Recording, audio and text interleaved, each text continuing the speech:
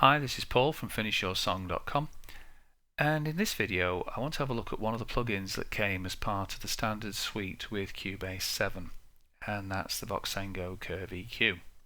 It's a nice spline EQ in its own right. What it does have is the unique ability to copy the EQ curve of one piece of music and overlay that onto another. And what I've got here hopefully will help us to have a look at how that works. What I have is 4 instances of my song Flames in the Fire, but I've also loaded in on 3 of the tracks 3 different reference tracks that come from different eras, different artists and different styles of music. We've got House of Pain by Deep Purple, Red by Taylor Swift and Straight for the Heart by Toto. So we've got early 2000s heavy rock, very much modern pop, and a nice piece of 80s 90s soft rock. So what I'm going to do is I'm going to show you how you apply the curve, and then we're going to have a listen to the end results and the effect that it has on the particular song. Obviously I can't play you the reference tracks because that would be a breach of copyright, but we can see the effect that they have on my own music. I've already applied the curve from House of Pain and Red to their respective tracks. The piece of music that is being referenced has to be on the same track as or channel in your DAW as the piece of music it's being applied to. So this is perhaps something you would use more for balancing an album's worth of music to make sure that the EQ curve across all the songs was broadly similar. You might take what you thought was the outstandingly balanced track and try applying that curve across all the others on the album. But here we're going to have a look at the impact you can have on a single piece of music by taking the EQ curve off, as I say, 3 very definitely different pieces of music. So the first thing we're going to do is load in the Curve EQ, and the first thing to do in there is to go in and set the spectrum analyzer to average, because what we want to do is get an average of the piece of music that we're applying the curve to and get an average of the piece of music that we want the curve from, and then apply them. So you go into static and match and you get this editor comes up, and so what I'm going to do now is click on there and we'll have a quick listen to the chorus of Flames in the Fire. What we're looking for is for the EQ curve in the window here to become static, to stop moving, so that we get a representative EQ sample.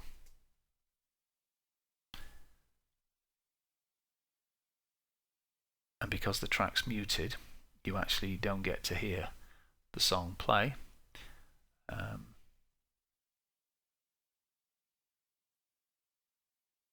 it's just about stabilized. I've muted the track because obviously when we go up to the Toto track I don't want it to play. There we are. So that's now stabilized. We'll take that snapshot and we'll call that Flames in the Fire. Okay, now what we do is we go to position marker 5 for Straight for the Heart, and we let that play for a little while.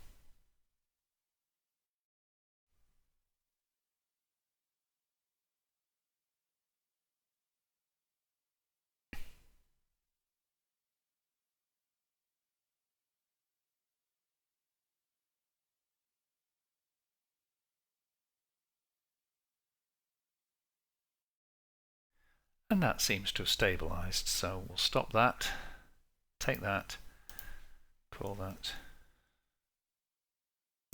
Straight for the Heart. Okay, and what you do now is you say apply the reference, you mark them as reference and the apply to, and you match the spectrums, and you will now see a spline curve appear, which is the EQ curve that this will apply to the piece of music. And there we have it. There's clearly a major EQ boost around 50 to 70 Hertz. Other than that, there's a couple of cuts, and then there's a right old ramp here adding some top end. So we'll close that down and then we'll have a listen. It's worth noting these came off CD, and you can see that straight for the heart the overall level off the CD is a lot lower than the modern ultra compressed red or even Deep Purple's fairly loud effort.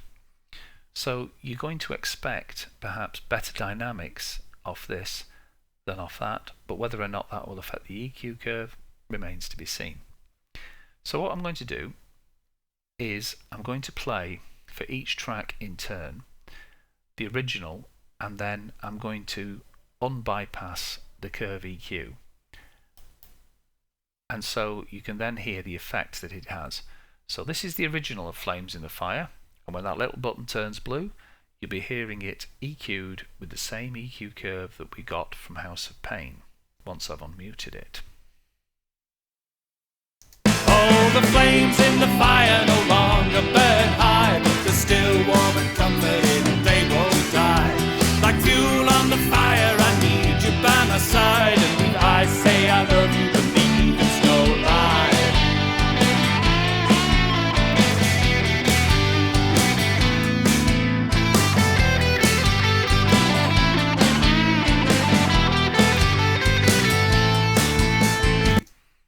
So I think there it's much more middly. You've got more prominence in the mid-range, the bass is a little fuller, and some of the top end seems to be a little bit missing. Certainly that guitar's not cutting through quite as much. So now we go to the Queen of Pop and her song. So again, Flames in the Fire, and then when the button turns blue, that's when you're hearing the EQ curve from Red. Oh, the flames in the fire no longer burn high, but they're still warm and comforting and they won't die. Like fuel on the fire, I need you by my side, and when I say I love you, believe it's no lie.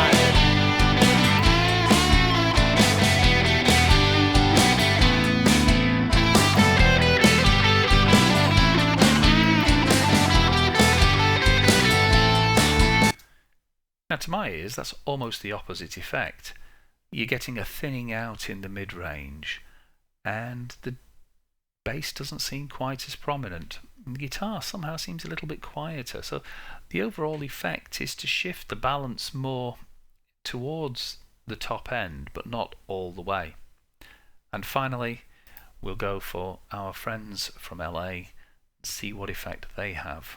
Again, we'll start with the original track, and then when the button goes blue, in comes the EQ curve. Oh, the flames in the fire no longer burn high, but they're still warm and comforting and they won't die. Like fuel on the fire, I need you by my side, and when I say I love you, believe it's no lie.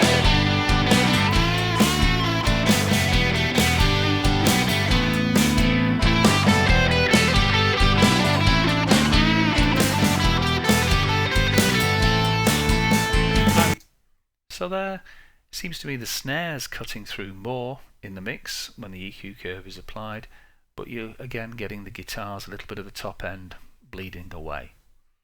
So that's an example of what it can do. You can have a play yourself and see what effect it has.